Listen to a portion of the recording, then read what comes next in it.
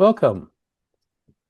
Today I'm going to talk about health economics, a tool to maximize health in the real world.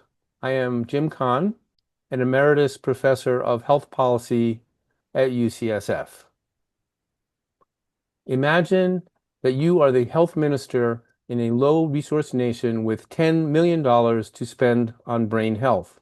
Do you build a memory clinic, fund DMTs, that's disease-modifying therapies like lecanemab, subsidize dementia caregiving, launch a public health campaign focused on prevention, or develop a national arts program for seniors? It's a tough choice, right? Such good options. It seems impossible to decide what program most deserves the next infusion of funds, and for how long, which populations, split the funds, cut other programs. This is the classic scarcity and opportunity cost dilemma. With limited, that is, scarce resources, undertaking one action precludes others. Let's look at this slightly more abstractly. Here's what I call a scarcity triangle. In the green rectangle, we see that there are high needs. In the red rectangle, we see that we have finite resources. So we take a set of actions, and this leads to a set of health outcomes. If we were to take different actions, this would lead to different outcomes. And of course, there are lots of possible courses of action. So how can economics help choose among possible actions? There's a conceptual approach called resource allocation. We start with a goal to maximize health.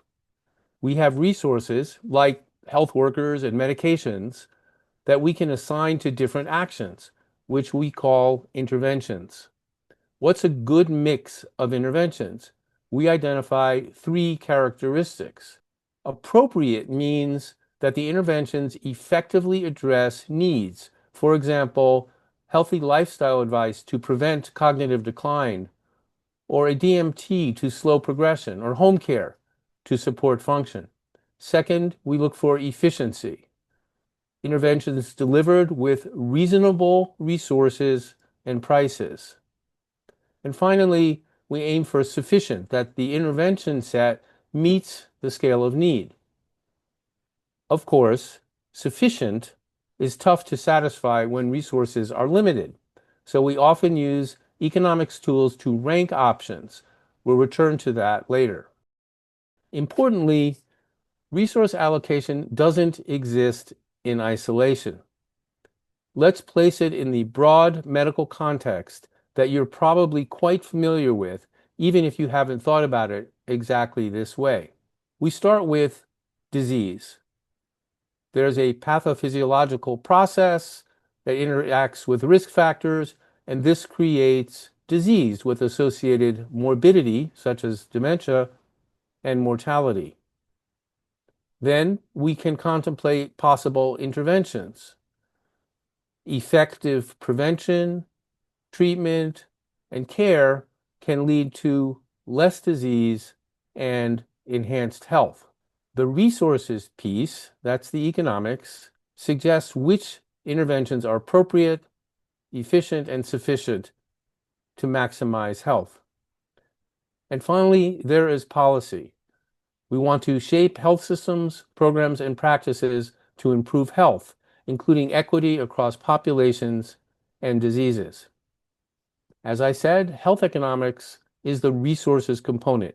It is the complement to disease and interventions, and it's a bridge to health policy.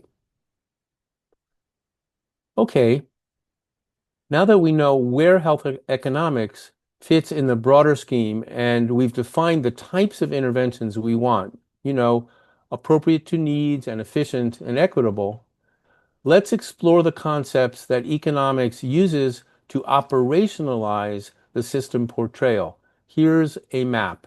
And this is what I call Health Econ Key Concept 1, from financing to health. We start with financing, that is, the money to pay for things. This generates services. We have inputs such as resources, staff who work within the delivery setting, and that might be a clinic. And we have a process, how the inputs are put together to result in services being delivered. All of this leads to outputs or outcomes, that is, health events and health status, both in the aggregate and the distribution among individuals. In summary, money generates services which advance our health goals. How well the system translates financing into health is efficiency. There are two major types of efficiency. Technical efficiency means services are delivered with an appropriate minimum of inputs, technically sound but not extravagant. Allocative efficiency means that the mix of services is optimized to improve health for specified populations and diseases. Okay, here's the last concept slide. Don't worry if it doesn't fully register on this first pass. These are ideas that take some getting used to. In economic analysis, both inputs and outputs have natural and standardized units. Natural units are the heterogeneous events that describe service delivery or outcomes. Some natural inputs are physician hours and medicine doses, and natural health outcomes are death, cognitive status, or mood. These translate into currency and quality-adjusted life years, respectively. We go to the trouble of translating to standardized metrics to facilitate comparisons across interventions and diseases. The fancy metrics are just a way to let us do the resource allocation work. With these standardized metrics, we can compare different interventions and different ways of delivering the same intervention in terms of cost per QALY gained or cost per DALY averted. QALYs and DALYs are measures of health status that we'll study later. As a teaser, a QALY is 1 year of good health. If you want the DALY show, also on this session's preparation list, delves into this topic for 9 minutes. The GBHI economics curriculum is designed to elaborate on the preceding pillars of health economics, and thus empower fellows, you, to apply economics perspectives and tools.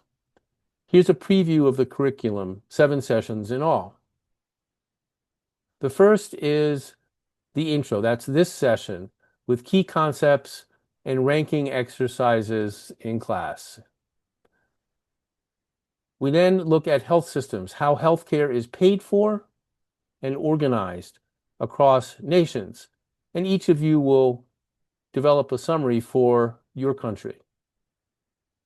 Costs and budgets will address how to quantify the resources necessary to deliver interventions and also to implement your own projects. We then have 2 sessions on economic evaluation. The first is about comparing costs and health outcomes, again, using standardized metrics. And the second is an exercise where you prepare and deliver a pitch for a particular program to the Minister of Health. We then look at behavioral economics, how to influence non-rational health behaviors. And many, if not most health behaviors don't follow the rules of classic economics. They're non-rational. More on that in that session. And finally, we end with an exploration of whether you can include economics in your pilot work or the work to follow on after that. I hope you've enjoyed this quick introduction to health economics. I am always available for questions at jgkahn@gmail.com. and look forward to seeing you in class.